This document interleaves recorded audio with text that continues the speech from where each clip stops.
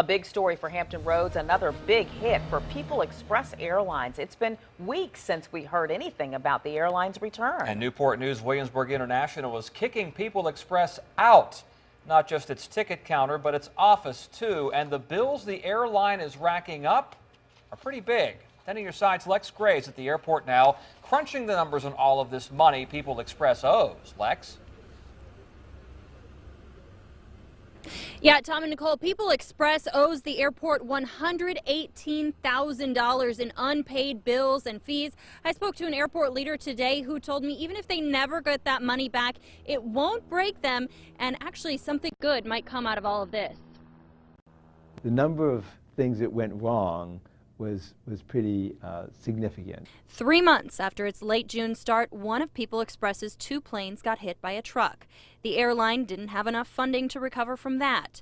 Then potential new sources of funding never came through. So now PEOPLExpress needs to get out of the airport for good. If they hadn't had the experience with the plane getting hit, if their financing going through, if, they would have been successful. So hindsight is always 20/20, and clearly the airport took some measure of risk for that huge reward that was there, and it didn't work out in this case. But in another sense, it may work out in a big way for the airport.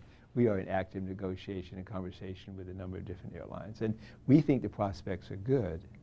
We also know that 3 months they flew, when we had a huge increase in the number of passengers, other airlines have looked at that and say, yes, there is an unmet demand at Newport News Airport. Before another airline can move in, PEOPLExpress needs to get out.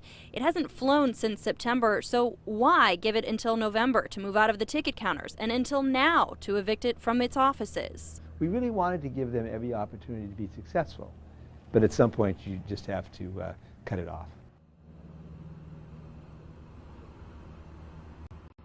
The airline has until February 2nd to move out. That's just 10 days. But even in that time frame, the airline is still insisting it could get off the ground. I just got an email from PEOPLExpress's VP of Sales and Marketing. Here's part of what it said. He wrote that he regrets the airport had to take that step to evict the company, and that, quote, PEOPLExpress is working diligently to resume offering flights, once again providing a safe and affordable air travel option for Hampton Roads travelers. PEOPLExpress continues to make progress towards the resumption of service. Now, the airport commissioner did tell me earlier they would probably not accept PEOPLExpress back unless there were some financial guarantees in place. Live in Newport News, Lex Gray, 10 on your side. And some rough times for Norfolk International last year. The airport says passenger activity dropped more than 4% in 2014. About 236,000 people used the airport last year. In December alone, passenger traffic was down 12%.